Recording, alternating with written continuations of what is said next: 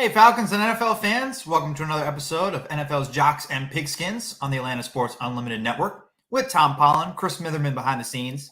I'm Dave Holcomb. Got a great show for you today. It's AFC, NFC Championship weekend. My favorite day of the year tomorrow, as far as I'm concerned. Tomorrow is Christmas. And we have not really breaking news, but news from the last couple of days with the Falcons hiring Raheem Morris as their head coach. I'm getting. Yeah, I hear that feedback. Reason. So I don't know why. Maybe I should try and log back in. Sure. Hey Tom, let's take you out and we'll log back in because I'm not hearing the feedback. Well, hopefully we get Tom back soon, but a fantastic show for you today, guys, because big news for the Falcons. Raheem Morris was named the new head coach of the Atlanta Falcons a couple days ago. And I want to hear everybody's reaction. Tom's going to have his reaction, of course. Hopefully we'll get him back in a few minutes. But, this was kind of a real big pivot away from what we thought was going to happen with the Falcons seemingly zeroing in on Bill Belichick a couple weeks ago, or even last week. It seemed like Belichick was a foregone conclusion to go to the Falcons. And that seemed to cool off a lot, Tom, early this past week. And then the Falcons going with Raheem Morris, naming him head coach on Thursday, the day it seemed like everybody was naming head coaches. Yeah. Thursday seemed to be it. Surprised me to see Bill Belichick fall out of favor as fast as he did. But apparently, there were differences that they couldn't work with, couldn't kind of get, worked through. And the Falcons decided to go a completely different direction. Well, that was necessary because Jim Harbaugh went to Los Angeles. So, completely different direction, bringing in Raheem Morris. And, it was an interesting hire. And, I want to hear what all the our viewers have to say about it. Because they've already gone there, let's say, and now you're going there again. Raheem Morris, this is his third time around as a head coach, was with the Tampa Bay Buccaneers 2009 through 2011, and half a season as interim coach with Falcons. So going to be interesting. I have my opinions. I want to hear what you have to say first. Yeah, let's get to the sponsor before we get to hopefully some comments. Today's show brought to you by Prize Picks. Download the app when you do. Use our promo code ASU. That gets you a 100% match on your first deposit up to $100. So some free money there, and we'll have some suggestions of who to use on Championship Sunday. Yeah, absolutely. In Prize Picks. And you can double your money with our promo code and hopefully double your money again, ideally, with a couple of our suggestions. So we'll have that. And a full Championship Sunday preview coming up, I'd say probably at the bottom of the hour. But we're going to spend the first 20 minutes or so of the show, talking Raheem Morris going to the Atlanta Falcons. And we want to hear what you think about the hire. Tom, the more I thought about it over the last 48 hours, the more I liked the hire. Okay. Initially, I kind of had the same reaction that you had. This is really underwhelming kind of reaction. But I think there's a lot to like about the hire. And I think, you can mention his previous head coaching experience and how it was a failure with Tampa Bay almost 15 years ago. But I would say that was 15 years ago. And he was a very young head coach at that time. Yes, he was. And he honestly, I don't think he was ready. And I don't know if he's ever said that specifically. I was not ready, but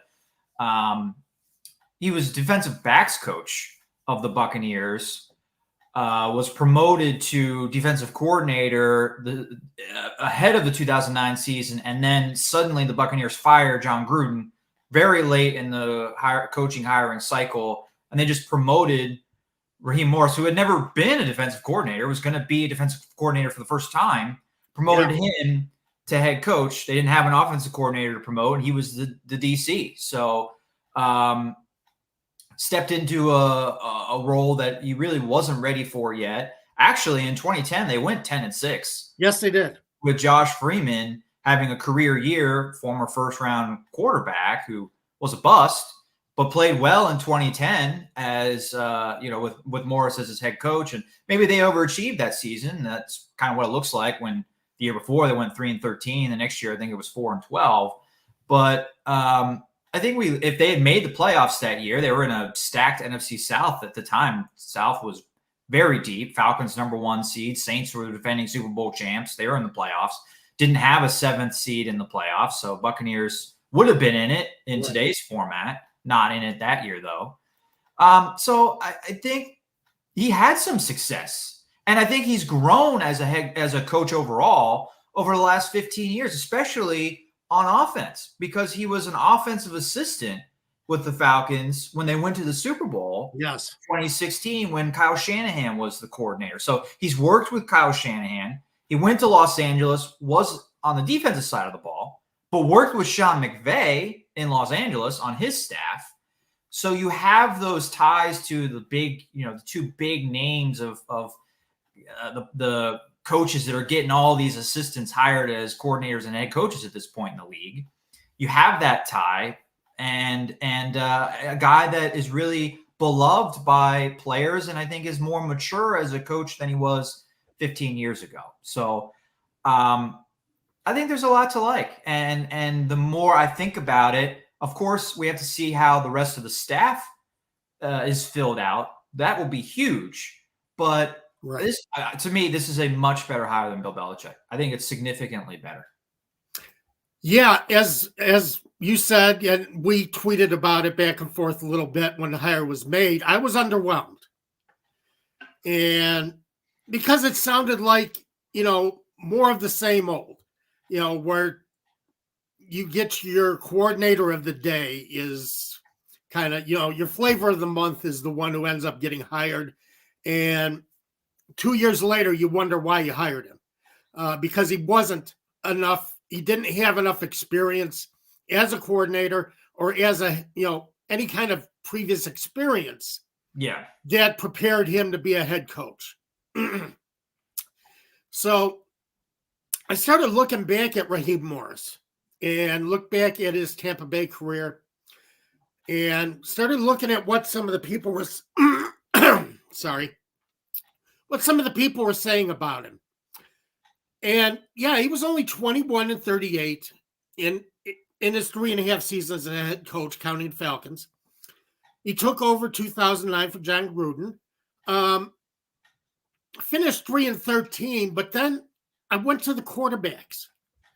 And the quarterbacks, you look at what he had to work with at quarterback, he never had anything truly, what I would say, a great situation with his quarterback.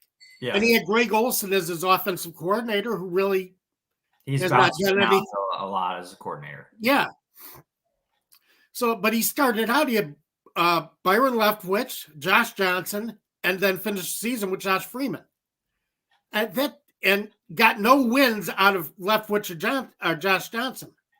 Yeah. So, and as you say, the following year, Josh Freeman did have a great year, led the team to 10-6. And then the following year, 2011, opened 4-2, but lost their final, went on a 10-game losing streak to finish the season. Right. But again, Josh Freeman as his quarterback. Right. Yes. You got to look at what he had available. Cadillac Williams was his best runner. LeGarrette Blount was just coming into the game and, what helped a little bit. He really didn't have a wide receiver. Mike Williams came into the league in 2010. So you didn't have a lot to work with on those teams. And Yeah, I don't have the exact quote in front of me. I wish I did, but I believe since Morris was hired in Atlanta this week, the former general manager of Tampa Bay kind of came out and defended Morris and his time in Tampa Bay, saying we left him with nothing. Kind of, this is what you're saying. They got rid of too many veterans from the 2008 team in Tampa Bay and left this super young coach with too many young pieces. There weren't enough established players on his roster to have success. No, absolutely not. I looked at those rosters. It's a wonder that he was able to do what he did. Well, we looked at, when he took over for Dan Quinn, he actually got some wins out of that squad. Dan Quinn was 0-7. So, but, that was the end of a Super Bowl era. We didn't realize it at the time, but the window had definitely closed. Yeah. Some people had realized, but I think a lot of people were trying to say, no, it's still open. It's still open, but yeah, it was closed. That window was closed. Yeah. So that's why I look at it and I'm thinking, you do have somebody with head coach experience. He's thought well of around the league. Everybody loves him. Yeah. And he's considered to be that kind of coach, that kind of, I back my players. I communicate with my players. I like my player. And the players like him and play harder for him because of it. And I like that as an ad. It kind of reminds me of DeMeco Ryans, what he did with the Texans last year. He came into a mess. DeMeco Ryans did. Yeah. And, the Texans got bowled with first round of their draft. And then, he was enthusiastic about his team. The team was enthusiastic about him, and they enjoyed playing for him. And it made a big difference in that culture and the way that the Texans came together. And I think they can work that same way with Raheem Morris, because he's thought of in that same type of coach, that guy who's going to get a lot out of his players, is going to be communicative with his players. I don't know if Arthur Smith was ever communicated well with his players. So I kind of never thought of Arthur Smith as somebody who really inspired a lot with his players. And I think Raheem Morris is going to. I do like his hire. I am sold on what he brings. I started looking at some of the coordinators that Falcons have been looking at, or the other potential hires. And I know a lot of people are saying, well, what about Bobby Slowick? Well, Slowick has only had one season as coordinator. Yeah. All right. Mm-hmm. A lot of these guys are very new as coordinators. And yeah, I know they want to step up, but you've seen a lot of these offensive, defensive coordinators have a couple of big seasons, step into a new role as head coach, and struggle. Yeah. And Raheem Morris has already stepped into that role as head coach, knows what he's getting into. And I do like that among the candidates that were still available after Harbaugh signed with Los Angeles. I like that as a candidate, that he had the head coaching experience. He's worked under a really good coaching tree. Yes. Yeah. So, he's got some strong experience, and I do like the hire. And as I said, on offense and defense, coaching both sides of the ball. I think he's going to have a lot of connections to bring in very quality coordinators, which are really going to be key, because Tony gave this hire a B+. Good to see you, Tony. Thanks for the comments. Yeah. I agree. I think it's a solid B+. I don't think it's a home run. I think Jim Harbaugh, Ben Johnson would have been home runs, but Raheem Morris can be a home run, depending on who he hires at offensive coordinator. And I think one of the leading guys that's a candidate out there for the Falcons, candidate for a lot of teams, is Zach Robinson. Yes. The quarterback coach, passing game coordinator from the Los Angeles Rams. I think he's had, I want to say 4 or 5 interviews, or will have 4 or 5 interviews with other teams for offensive coordinator. The Saints want to interview him, the Steelers, the Raiders, I think the Patriots as well. I think the Falcons need to add their name on that list immediately. And he was in Los Angeles the same time as Raheem Morris, so hopefully that Morris connection with him can bring him to Atlanta instead of some of those other teams, unless it's the Steelers. But because I think Robinson would be a great coordinator, for the Atlanta Falcons. I think he's one of the better names out there that are being mentioned as possible coordinators for that group of teams. And that's the thing. One of the great things about the NFL, one of the bad things that's hurt a lot of people over time, but the NFL is a connections league.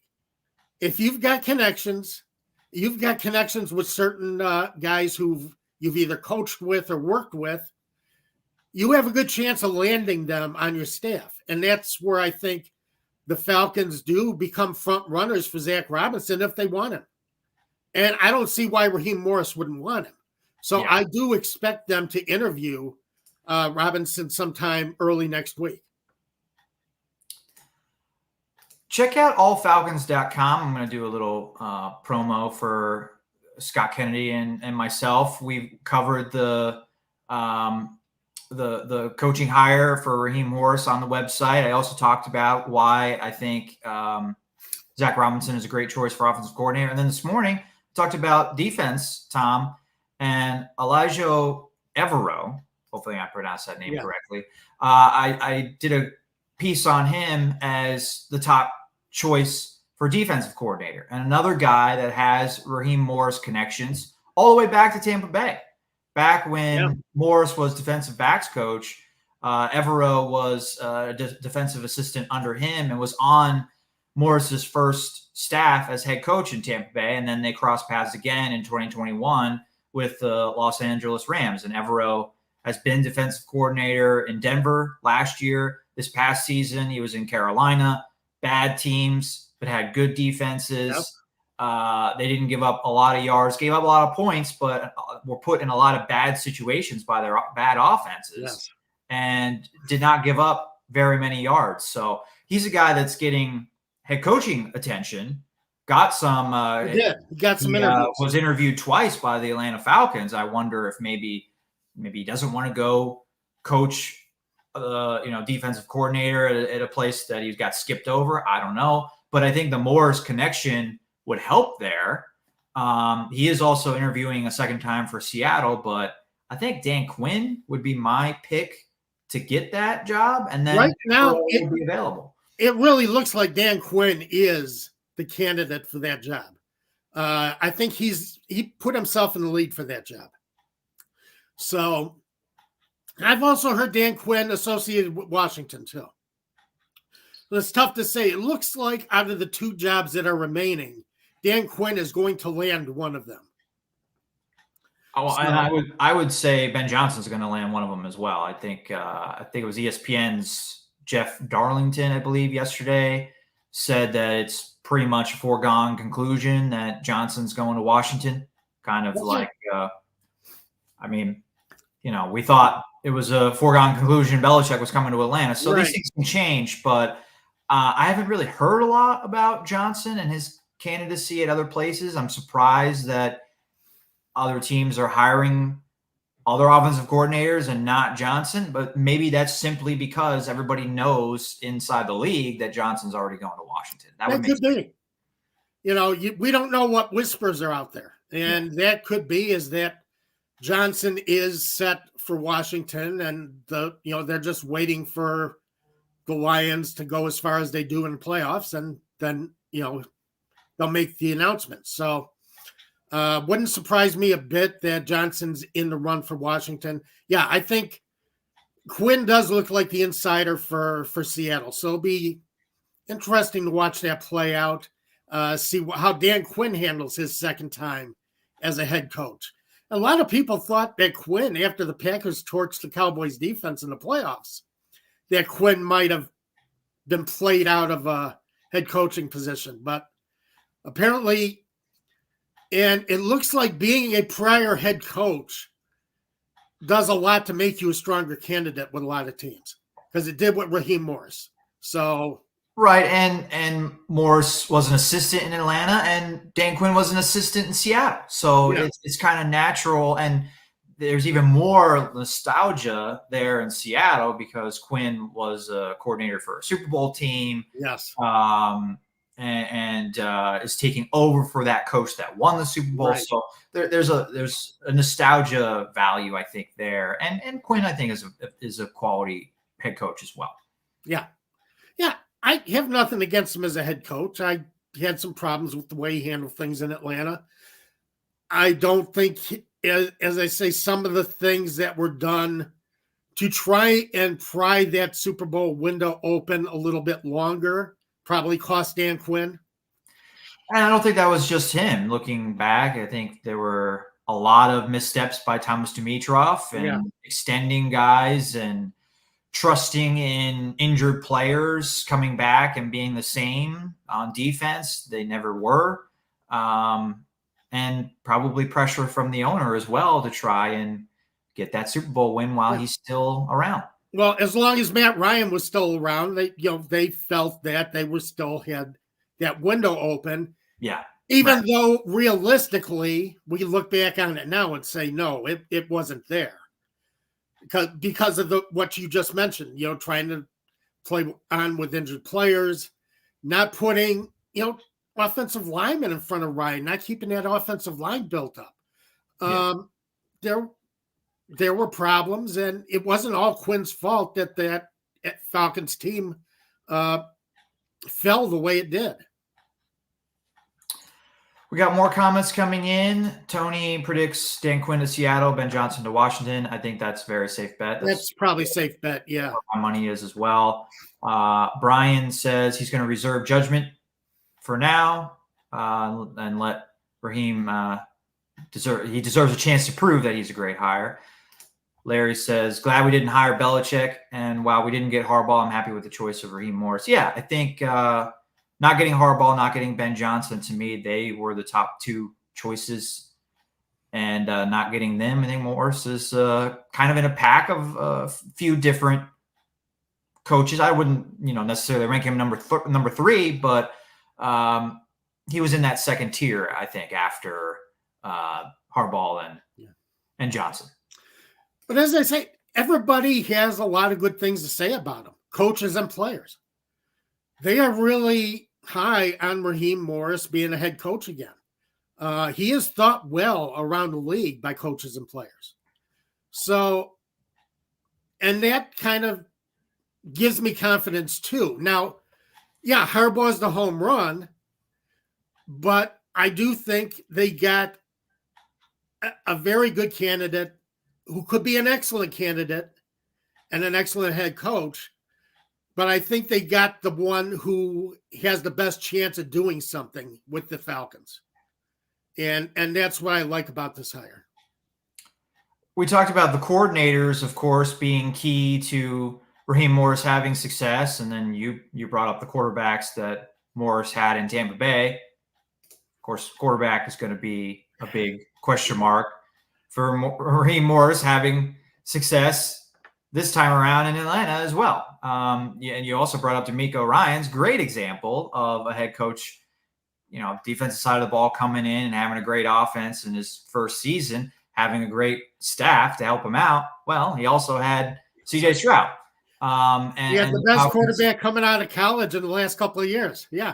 Right. And doesn't look like the Falcons are going to have that. So how do they answer that quarterback situation is, of course, the next domino that the team needs to address after, I guess, some of the other coaching staff choices that they need to make. But the big one, offensive coordinator, defensive coordinator, and then, of course, what do they do at quarterback? Yeah. And defensive coordinator is going to be important, I think, because one of the issues I see that might be a little problematic going into next season is the Falcons have played a base 4-3, and Morris, as a coordinator, plays a base 3-4.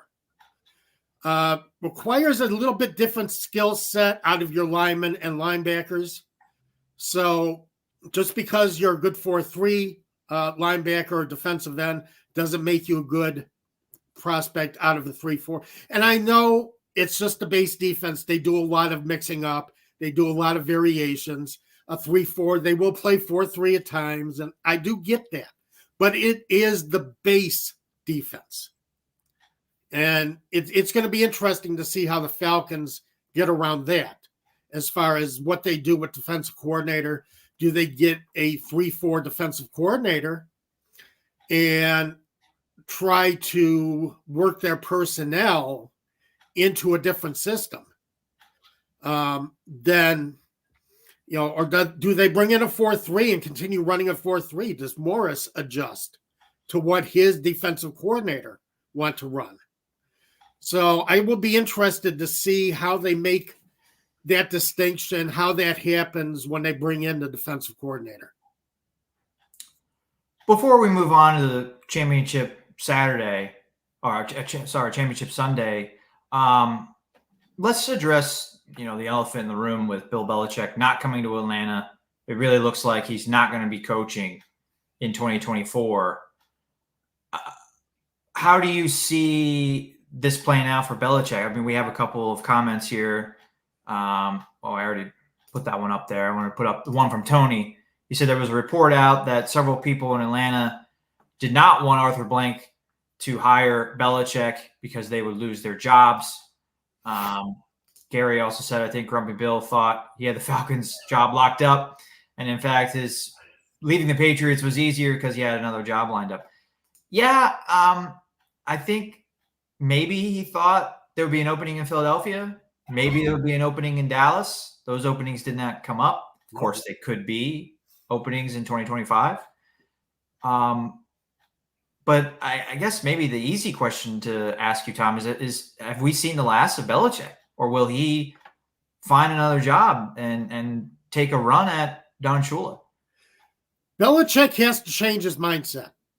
See, Belichick, when he got the Patriots job, head coaches were getting personnel decisions. Some head coaches were getting that dual general manager, head coach title. It doesn't happen anymore. That's not today's NFL. And I think Belichick needs to adjust his thinking to get a coaching job in the present day NFL. He's not going to get the same power. And he's going to have to be happy with being on the field coaching and not having the influence and player personnel that he's had over the past few years. And I think that is one of the things that came into play with the Falcons is Belichick wasn't willing to give up the thought of wanting more power in the organization than just head coach. And that's where the sticking point came in. Now, one of the things that interests me with the Raheem Morris signing that I saw in The Athletic a couple of days ago, after Morris was hired, Morris and Fontenot are going to be reporting to Arthur Blank. And it seems like Rich McKay has lost his power in the organization anyway. He's been reassigned. Yes. Yeah. He stays on the competition committee, but he's going to have different responsibilities within the Atlanta Falcons. Yeah, and I think he is going to be more. I think he's going to be more involved in the MLS team now that Arthur Blank is here in Atlanta. I'm sure some of our commenters can confirm or correct me on that, but yeah, he's been reassigned, and it's kind of interesting that he got reassigned to a different. The Falcons realigned their power structure, but then didn't hire Bill Belichick. Yes, exactly. That's what I found is fascinating. That's why I was surprised to read after the Morris signing that McKay was being kind of edged out of the power structure, and Fontenot and Morris were going to be the power structure reporting to Blank, and really surprised me because I thought that was a sticking point to hiring Belichick. But I do think, though, in a lot of ways, McKay's title has changed. I don't know if his responsibilities actually will change. From what I read, yes, his responsibilities are changing. He will not have Fontenot and Morris will report to Blank, not Rich McKay. Okay, that may be true. I still think when they're making big decisions, I think Rich McKay is going to have Arthur Blank's ear. You think so? Yeah. Okay, we'll see. Be interesting to see. Yeah. I do think Fontenot gets a little more power out of this. I hope he does. I ultimately hope that McKay does take a back seat to Morris and Fontenot. Yes. I think Fontenot has done a good job as general manager with these signings the last few years. And I want Morris to have a bigger say in what he has on his team as opposed to somebody like Rich McKay. But I just want to see it before I believe it. Basically, Rich McKay is still there, and he's gonna have Arthur Blank's gonna listen to him when push comes to shove. I just think that's going to be the case. I hope he doesn't listen to him as much. I hope so too. But back to Belichick, we have two good comments here from Tony. Yeah, I think he could join NFL Network. I don't think he's going to be very good listen, to be honest. I just don't think he has From what I understand, he's a very engaging guy when you get him off the field and from behind the team podium, that he can be a very interesting person. So I'm not willing to say that he can't do it. Be interesting to see how that works. That's a good way to put it. It'll be interesting to see how it works. I think his knowledge is incredible. It's got to be incredible. Not only has he been the best head coach for 2 decades, but he's been in the league as an assistant since when, 70s or something? I mean, Parcells. I mean, come on. Yeah. And so the players he's had to scheme against go back to the late 70s, Raiders, Steelers, Cowboys dominance of early Super Bowls. I mean, I'd love to hear him talk about comparing Joe Green to Aaron Donald and whatever. So I think he could be a really knowledgeable, great analyst. I believe he could too. But we'll see how how monotone he is, how entertaining he is. Exactly. Well, the thing is, Belichick, in my mind, on my list, is one of the top 5 coaches of all time. Period. Yeah. So, I mean, most people will put him number 1, hands down. As long as the final trophy is called the Lombardi Trophy, Vince Lombardi is still number 1. That's fair. I think that's very fair. When it becomes the Bill Belichick Trophy, then I'll reconsider. Right now, it's the Vince Lombardi Trophy. Vince Lombardi is number 1, followed by Shula, Hallis, Belichick, and Tom Landry. So, and no Bill Walsh. Chuck Noll's up there too. No Bill Walsh. No Chuck Noll. Bill Walsh and Chuck Noll are there. They're not my top 5. Wow. Okay. I mean, you got a lot of good choices. So. When you're talking about top 10 head coaches of all time, the difference is it's so finely sliced. The differences between these head coaches, it's hard to make those determinations. I would rather just lay out 10 names and say, okay, I'll take any of these to lead my team. Right. Yeah. So I thought of you yesterday. I think it was yesterday. It was definitely this week when they were talking about Andy Reid possibly making another Super Bowl appearance, and there was a list on Fox Sports of all the coaches that have made at least 4 Super Bowl appearances. They spelled Chuck Noll's name wrong. Ooh. Spelled it with a K. Oh, no. Oh, Fox Sports. Bad. Fox Sports spelling Chuck Noll's name wrong. Yeah. Not good. I see that happen.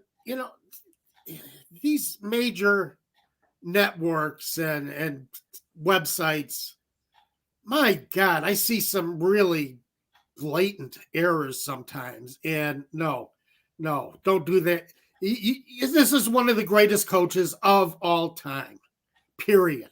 Yeah. Don't do that. Yeah. Tony does not have Belichick at number 1 either. He's got Lombardi there, Shula, Walsh, George Hallis. Landry. Yeah. So actually, Belichick's I'm counting these names. He's number 6 on Tony's list. As I say, the slices are so, the differences are so slight that you're going to win with any of them. Now, one thing I do want to bring up, all of those great coaches had great quarterbacks. All right. Walsh, Montana, and Young, Landry, Staubach, and Maynard brought the Cowboys into a winning team, and then Staubach won. Noel with Bradshaw. Yeah. Right. All of them. You have Vince Lombardi, Bart Starr.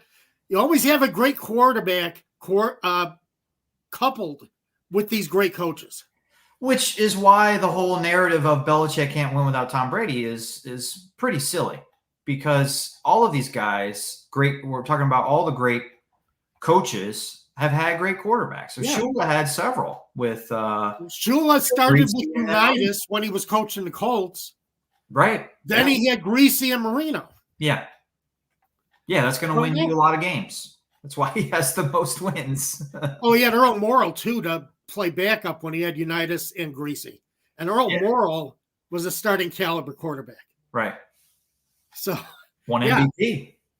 Yeah, so Shula had, he had the quarterbacks too. Everybody has a great quarterback. They all do. You don't win without it. You don't become a great head coach without it. Nathan Ford presented an interesting hypothetical, and this was on ESPN by Adam Schefter, which I'm not going to rant about Adam Schefter right now, but I could, because he's a insider reporter. He made it very clear that this was not a report, that he was just throwing this out there to see what kind of a reaction he could get. Basically. Yeah. He was just having fun. But he was the one that kind of proposed, hey, could we see Andy Reid retire after this season if they win another Super Bowl? And then could Belichick step in and take over the Kansas City Chiefs? You think that would you be surprised? As good of odds is happening as any. Yeah. I'm not going to speculate on it because I don't think there's anything to speculate on, but why not? I mean, stranger things have happened. So that if Schefter wants to throw something out there, he's going to throw something out there. I'm waiting for him to say something about Andy Reid's wife. That Andy Reid's wife, I don't know if Andy Reid's married, but I'm making a joke about the report. This was actually a real report that Adam Schefter had, that he kind of floated Mike Tomlin out there as stepping. First, the report was he may step away after the season, but then the report ended with Mike Tomlin's wife likes Los Angeles. And he's inferring, of course, that the Chargers have an opening. Right. I said, wait. You said Mike Tomlin might step away, take a year off. Now you seem to be implying because his wife likes Los Angeles, he could go coach the Chargers. This doesn't. Yeah. It's not adding up. No. Also, how do you know that Mike Tomlin's wife likes Los Angeles? Yeah, exactly. How do you know? So I want to know, is Andy Reid married? Does anybody know? I don't know. And I want to know his wife's preferences of cities. Falcons Hawks Braves fan brings up one more that I want. Paul Brown. Yeah, definitely in the top 10. Established the Cleveland Browns when they were in the All-American Football Conference.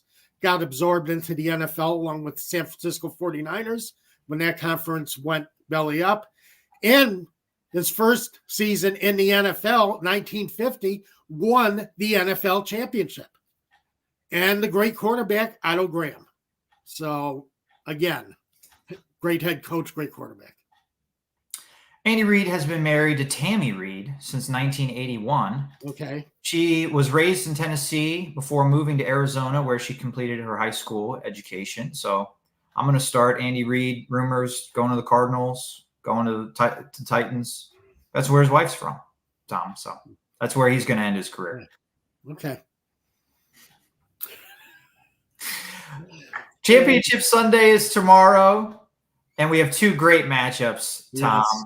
In the AFC, Chiefs visiting the Baltimore Ravens, and then the nightcap, the Detroit Lions visiting the San Francisco 49ers. I think we could have a defensive showdown perhaps in the first game. And then I think there's going to be a lot of points scored in the second game. Two top 5 offenses going at it in that NFC Championship matchup. Today's show brought to you by Prize Picks. Download the app. When you do, use our promo code ASU. That gets you a 100% match on your first deposit up to $100. So some free money to get started if you haven't yet in Prize Picks. And we'll have some picks here in a couple of minutes of who you should pick in those 2 championship games. And Tom also is going to have his picks against the spread here. We'll have them. Yep, definitely. So, yeah, I love these games. Kansas City and Baltimore, you couldn't ask for anything better coming out of the AFC. The defending Super Bowl champions against the Baltimore Ravens, who are number 1 on my power rankings, my statistical power rankings. They are the best team in the league. They've faced 14 teams that finished the season over 500, won 10 of those games. So this is not a team that put together its record against the bottom feeders. Yeah. This is a team that won games against the tough teams in the league. I mean, they didn't just beat them either. They dismantled the Dolphins.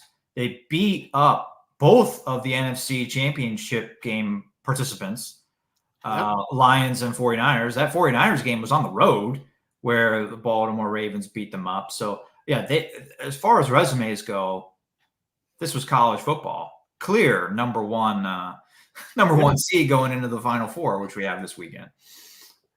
But I mean, yards per point scored, they're second in the league. Yards per point allowed, the first. Defensive points per play, defensive points per drive, they're first on defense. Defensive net passing yards per attempt, they're tops. So Mahomes isn't going to have an easy time throwing against that secondary. Yeah. So I mean, they're right near the top on their offensive statistics. They're maybe not first, but they're in the top 5. Yeah. So this is a team that can do it on both sides of the ball. Very accomplished. And I think they kind of answered those questions we had last week about Lamar Jackson in the playoffs. He was 1-3 before last season. The pressure before last week, the pressure of being the number 1 seed. Texans kind of were playing with house money, not much pressure on them. Got a special team score, which was surprising in that game. Ravens have always had great special teams too, but gave up the punt return for a touchdown last week. And you thought, well, I mean, Houston probably needed something like that to win this game, and they got it, and they got a tie game at halftime. But I mean, it never ignited their offense though. Right. Yeah. No, absolutely. And the Ravens played really well and got things together with Lamar Jackson on offense in the second half. And I think there'd be a lot more comfortable in the first half. They were maybe a little tight in that first half last week. I don't think that's going to happen tomorrow. No, I don't think it is either. Because I think Lamar Jackson gets a lot of criticism for being a running quarterback. He can throw. Lamar Jackson can throw. This is an all-round quarterback. Yeah, he can get it done with his legs, but he can get it done with his arm. Don't underestimate the guy's arm. And he's got the targets. He's got Andrews coming back this week, which is really dangerous for the Chiefs. Both teams, Baltimore runs the ball incredibly well, and that's kind of how they buried Houston last week, is they just ran them over. So you got Patrick Mahomes. There's not much you can say about Patrick Mahomes. You got Patrick Mahomes, anything can happen. Sure. And I think Kansas City's defense is better than what we've been seeing out of the last couple of years, even of their Super Bowl teams. That's why they're here, to be honest. I mean, I know you still got Patrick Mahomes and Travis Kelce, but the Chiefs defense is the reason why they're back in the championship game, in my opinion. Right. Exactly. I think so too. Now, Rashid Rice has developed as a receiver over the course of the year. Isaiah Pacheco has become a bruising running back, somebody that you can count on to get you yards when you need yards. So there are offensive weapons and I don't think people talk about Rice enough, but there are offensive weapons on this Kansas City team. But yeah, it's the defense that's going to have to hold. And it's the defense that's going to be pressured by a very good offense. Yeah. And I'm not so sure they stop this offense. I think the spread is about 3.5. 3.5. Sounds like you're leaning Baltimore. Yeah, this is a game. 3.5 means that the bookmakers feel that on a neutral field, these teams will be even. You give the home team like 3 points for being at home. So they're basically saying they look at these two teams as even. I think money is coming in evenly on both teams as far as the public money. But I do think Baltimore is too much for Kansas City to handle this year. And I think they will get the ball. They will run well. They will get the ground game going. Stopping Lamar Jackson, if you stop him on the ground, you still got to stop him through the air. You stop him through the air, well, you still got to stop him on the ground. I think the Baltimore Ravens are set up to be the AFC champion this year. And I do like them to cover. Okay. Yeah, I can't disagree. I do think I want to see Mahomes against that defense. I want to see if Mahomes can pull some magic, but I don't want to say I'll be surprised if the Chiefs win, but I definitely think Baltimore. I'm expecting Baltimore to win this game. Yeah, so do I. For sure. We got a little bit of a debate, heated debate, I think, going on in the comments section between Tony Wright and Turbo Duran between who's going to win the 49ers-Lions matchup. Turbo Duran might be a Lions fan, I'm not sure. But he is definitely on the Lions train for tomorrow. And you know what, Turbo? I am as well. I think the Lions are going to win this game. I'm not picking them just to cover. I'm not a betting expert, by the way. Listen to Tom's bets, not mine.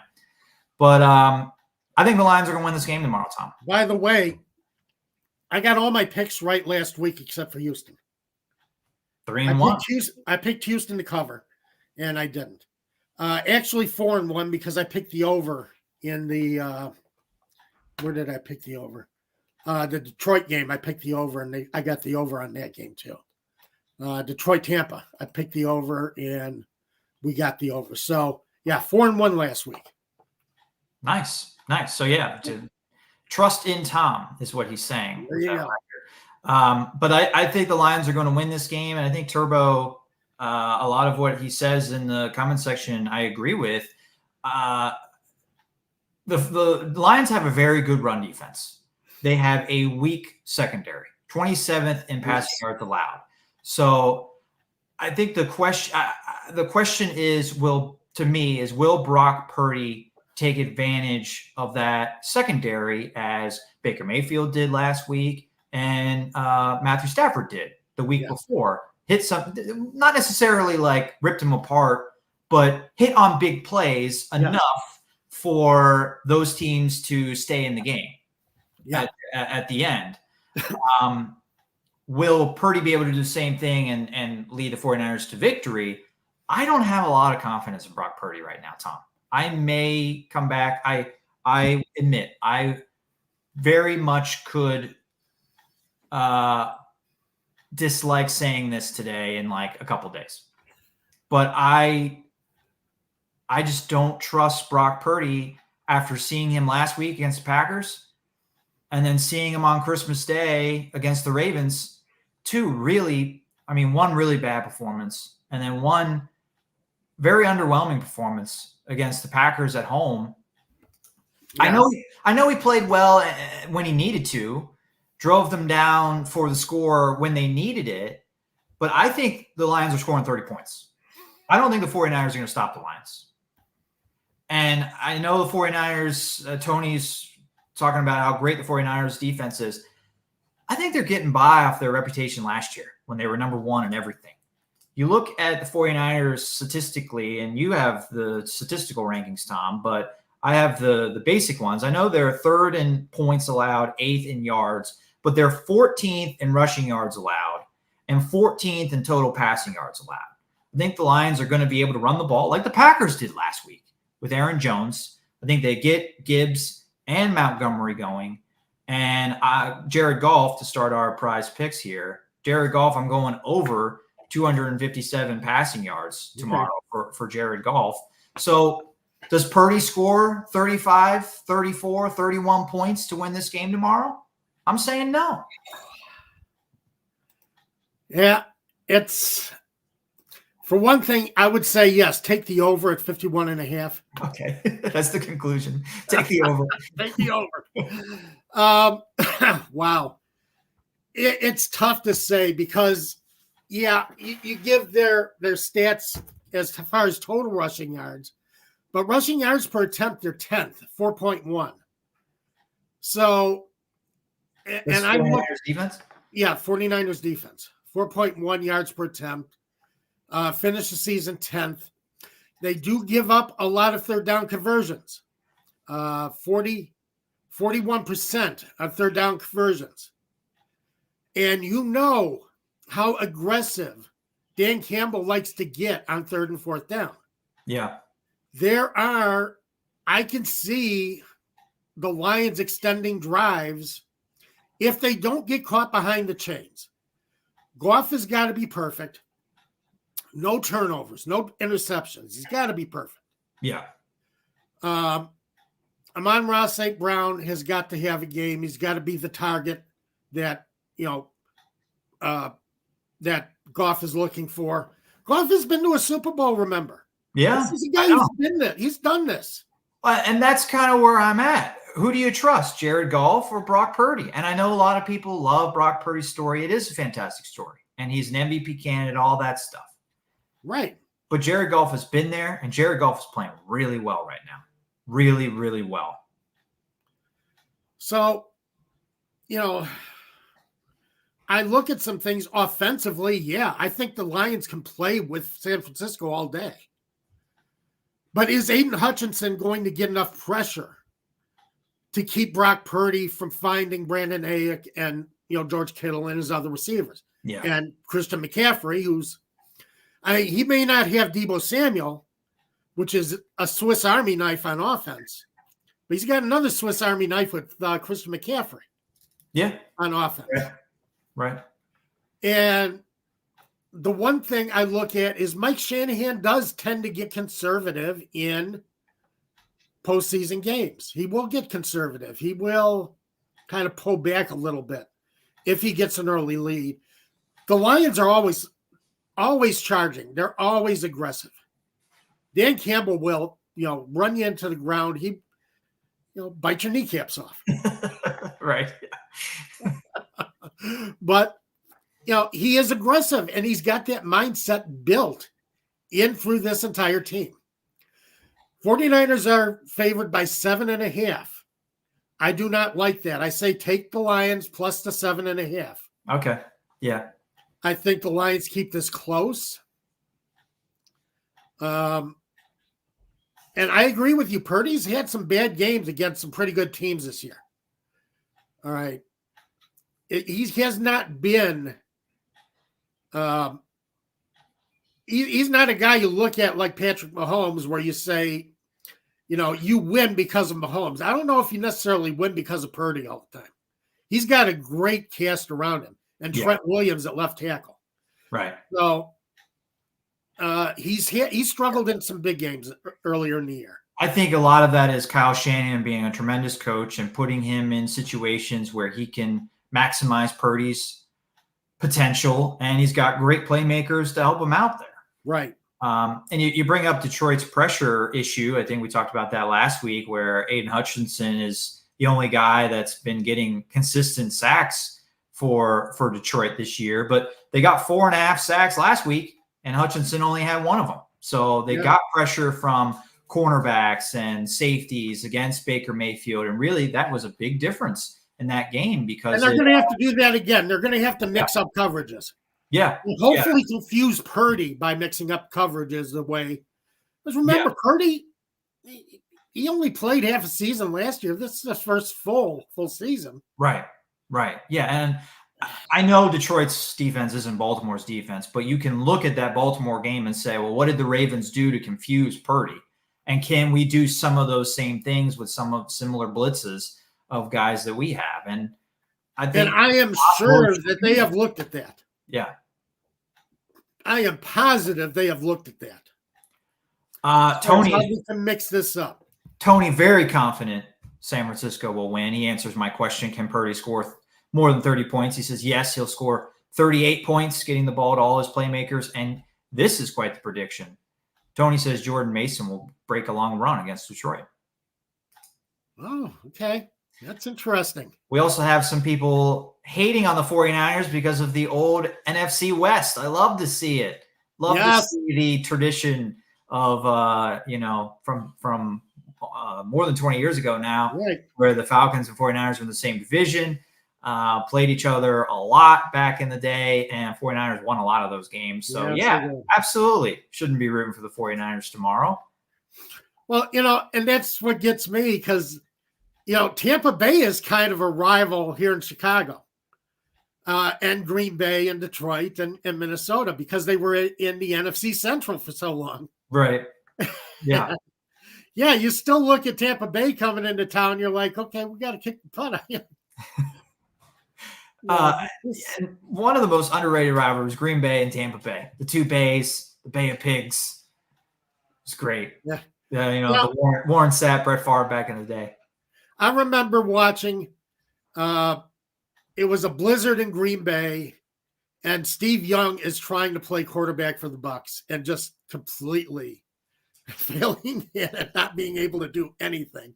It was a driving snowstorm, and there's Steve Young trying to play quarterback for the Buccaneers. Well, let's get to our prize picks real quick because we're almost out of time. I teased my first one being Jared Goff over 257.5 passing yards. He's been over that in 5 of the last 6 games, Tom. And the one game where he wasn't over it, he was at 257. He needed a half a yard more to be right at it. So I like him to be over that. He's been over that again in 5 of the last 6 and in both playoff games. And I'm assuming you're going to have this one as well. Christian McCaffrey's a freebie, half a rushing yard. Yeah. I got that one, which is real easy. They're giving you a free one. As long as McCaffrey survives the coin toss, he'll get half a rushing yard in that game. And in the AFC, as my third choice, Tom, I have Justin Tucker hitting 2 field goals. His over-under is 1.5 field goals made. He hit 2 last week against Houston. I think he'll hit 2 more tomorrow. All right. I like Amon-Ra St. Brown. I think he's going to have a big day against 49ers tomorrow. I think he's going to need to have a big day against 49ers tomorrow. I would take the escalator, too. I would take him at 59.5 yards. So I like that. I would take Josh Laporta, but I think he's still dealing with injuries. So I'm not as thrilled with Josh Laporta.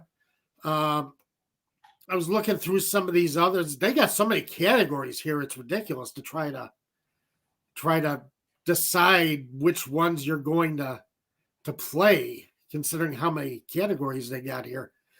But, Lamar Jackson, I don't know if he gets to the 211.5 yards, passing yards. I would take the under on that. Okay. Not that I think the Ravens are going to lose. You think they're going to win so easily that he doesn't need to throw for that much? Yeah.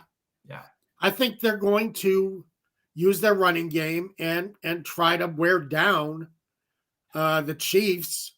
Chiefs give up, they're 24th, give up 4.5 yards per attempt.